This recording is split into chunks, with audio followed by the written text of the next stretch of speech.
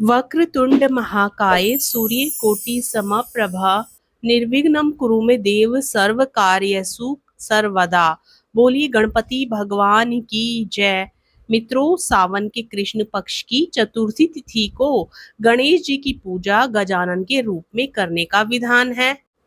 हिंदू धर्म में गणेश चतुर्थी का विशेष महत्व है। हर मास के कृष्ण और शुक्ल पक्ष में एक एक गणेश चतुर्थी पड़ती है और हर एक का अपना महत्व है। ऐसे ही श्रावण मास के कृष्ण पक्ष की चतुर्थी को संकष्टी चतुर्थी का व्रत रखा जाता है। इस दिन गणेश जी के साथ साथ शिव जी की पूजा करने से कई गुना अधिक शुभ फलों की प्राप्ति होती है। हिंदू पंचांग के अनुसार सावन माह के कृष्ण पक्ष की चतुर्थी तिथि 24 जुलाई को सुबह 7:30 पर आरंभ हो रही है, जो 25 जुलाई को सुबह 4:19 पर समाप्त होगी। ऐसे में शाम के समय चंद्रमा को अर्घ्य देने के बाद ही पूजा पूर्ण होती है। इसलिए गजानन संकष्टी चतुर्थी 24 जुलाई दिन बुधवार को मनाई जाएगी। गजानन संकष्टी चतुर्थी के दिन चंद्रमा के उदित होने का समय रात 9:38 है। भद्रा सुबह 5:38 से 7:30 तक ही है। इस भद्रा का वास पृथ्वी पर है, इसलिए इस अवधि में किसी भी प्रकार के शुभ काम ना करें। इस साल सावन संकष्टी चतुर्थी के दिन काफी शुभ योग बन रहा है। इस दिन सौभाग्य के साथ शोभन योग भी बन रहा है। आइए जानते हैं किस विधि के साथ भगवान श्री गणेश की पूजा अर्चना की जाए ताकि हर मनोकामना पूर्ण हो। इस दिन आप सूर्योदय में उठकर सभी कामों से निवृत्त होकर स्नान करें। इसके बाद साफ सुथरे वस्त्र धारण कर लें। अब गणेश जी के समक्ष जाएं और हाथों में एक फूल और कुछ चावल लेकर व्रत का संकल्प ले लें। अब एक तांबे के लोटे में जल, सिंदूर और फूल डालकर सूर्य देव को अर्घ्य दें। इसके बाद गणेश जी की पूजा करें। सबसे पहले गणेश की शुद्ध पानी और पंचामृत से अभिषेक करें। इसके बाद भगवान को नए वस्त्र, श्रृंगार आदि पहनाएं। अब चंदन, सिंदूर, फूलमाला, अक्षत आदि लगाने के बाद मोदक, लड्डू, मौसमी फल आदि चढ़ाने के बाद घी का दीपक और धूप जला ले। इसके साथ ही संकष्टी व्रत कथा का पाठ अवश्य करें। हमारे चैनल पर संकष्टी चतुर्थी की व्रत कथा सुनाई जाएगी, तो जो लोग नए हैं वो चैनल को सब्सक्राइब जरूर कर ले। गणेश चालीसा, गणेश मंत्र के बाद गणेश आरती कर ले, फिर भूल चूक के लिए माफी मांग लें। इसके बाद शाम के समय दोबारा पूजा करके चंद्रमा को अर्घ्य देने के साथ पूजा कर ले। कथा के अनुसार ऋषिगण पूछते हैं कि हे स्कंद कुमार, दरिद्रता, शोक, कुष्ठ आदि से विकलांग, शत्रुओं से संतप्त, राज्य से निष्कासित, राज सदैव दुखी रहने वाले, धनहीन, समस्त उपद्रवों से पीड़ित, विद्याहीन, संतानहीन, घर से निष्कासित लोगों, रोगियों एवं अपने कल्याण की कामना करने वाले लोगों को क्या उपाय करना चाहिए जिससे उनका कल्याण हो और उनके उपरोक्त कष्टों का निवारण हो। यदि आप कोई उपाय जानते हो तो उसे बताइए। तब स्वामी कार्तिकेय जी ने कहा, हे ऋषियों, आपने जो प्रश्न किया है उसके निवारणार्थ मैं आप लोगों को एक शुभदायक फल बतलाता हूँ, उसे सुनिए। इस व्रत के करने से पृथ्वी के समस्त प्राणी सभी संकटों से मुक्त हो जाते हैं। यह व्रत महापुण्यकारी एवं मानवों को सभी कार्यों में सफलता प्रदान करने वाला है। विशेषतया यदि इस व्रत को महिलाएं करें तो उन्हें संतान एवं सौभाग्य की वृद्धि होती है। इस व्रत को धर्मराज युधिष्ठिर ने किया था। पूर्व काल में राजच्युत होकर अपने भाइयों के साथ जब धर्मराज वन में चले गए थे तो उस वनवास काल में भगवान श्री कृष्ण ने उनसे कहा था। युधिष्ठिर ने भगवान कृष्ण से अपने कष्टों के शमनार्थ जो प्रश्न किया था उस कथा को आप श्रवण कीजिए। युधिष्ठिर पूछते हैं कि हे पुरुषोत्तम, ऐसा कौन सा उपाय है जिससे हम वर्तमान संकटों से मुक्त हो सके। हे गदाधर, आप सर्वज्ञ हैं, हम लोगों को आगे अब किसी प्रकार का कष्ट ना भुगतना पड़े, ऐसा उपाय बताइए। स्कंद कुमार जी कहते हैं कि जब धैर्यवान युधिष्ठिर विनम्र भाव से हाथ जोड़कर बारंबार अपने कष्टों के निवारण का उपाय पूछने लगे, तो भगवान श्री कृष्ण ने कहा कि हे राजन, संपूर्ण कामनाओं को पूर्ण करने वाला एक बहुत बड़ा गुप्त व्रत है। हे युधिष्ठिर, इस व्रत के संबंध में मैंने आज तक किसी को नहीं बताया है।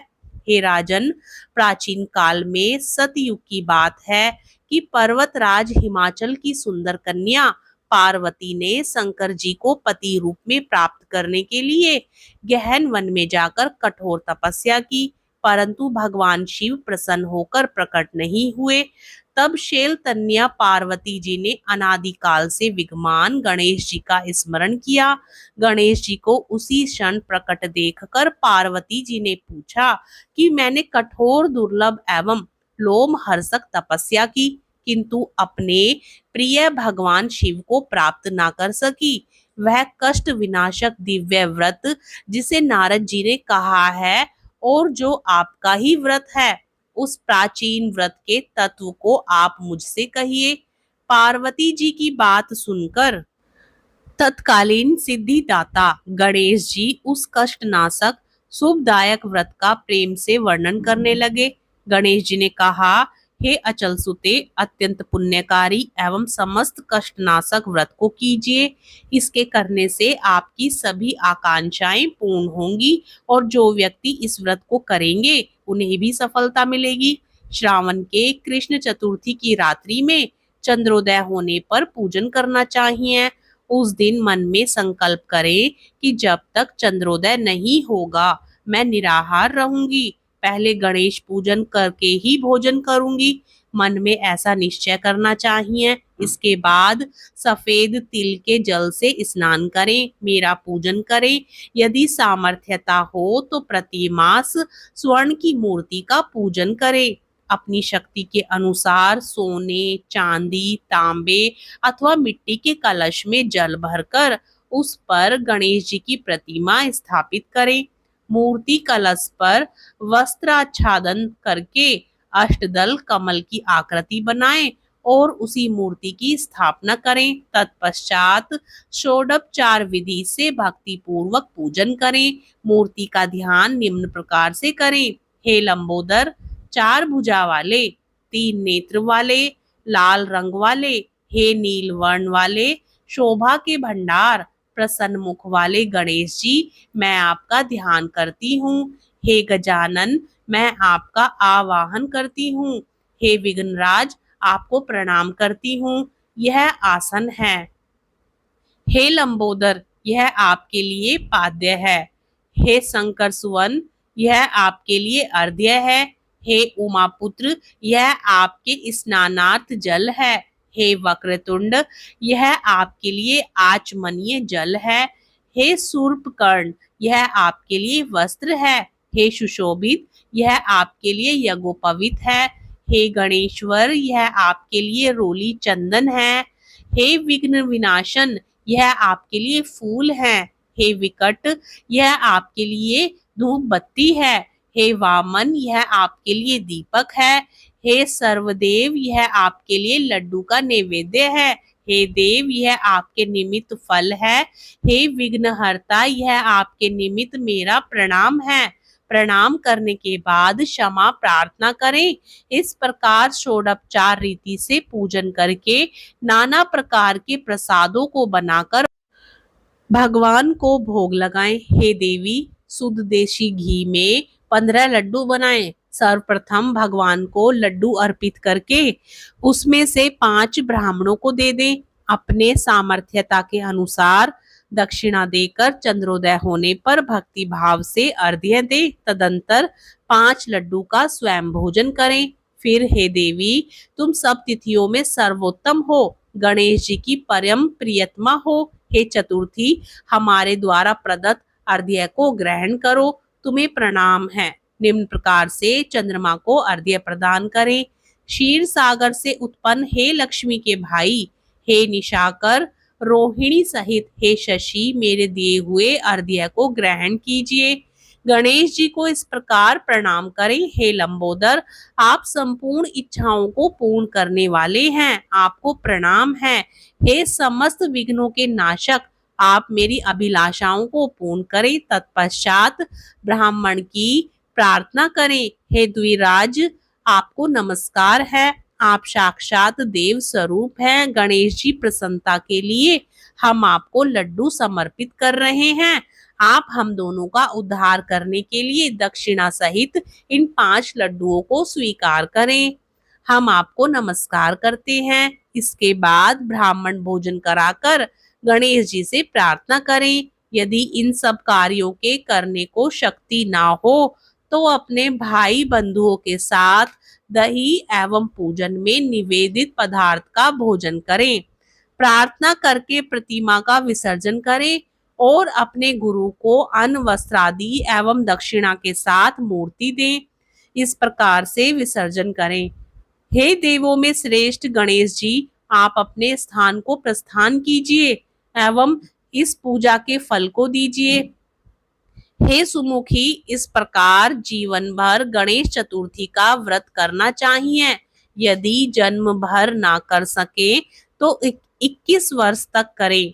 यदि इतना करना भी संभव ना हो तो 1 वर्ष तक करें। 12 महीनों के व्रत को करें। यदि इतना भी ना कर सके तो वर्ष के 1 मास को अवश्य ही व्रत करें और श्रावण चतुर्थी को व्रत का उद्यापन करें। प्रेम से बोलिए श्री गणेश भगवान की जय, भगवान शिव शंकर की जय, माता पार्वती की जय। हर हर महादेव।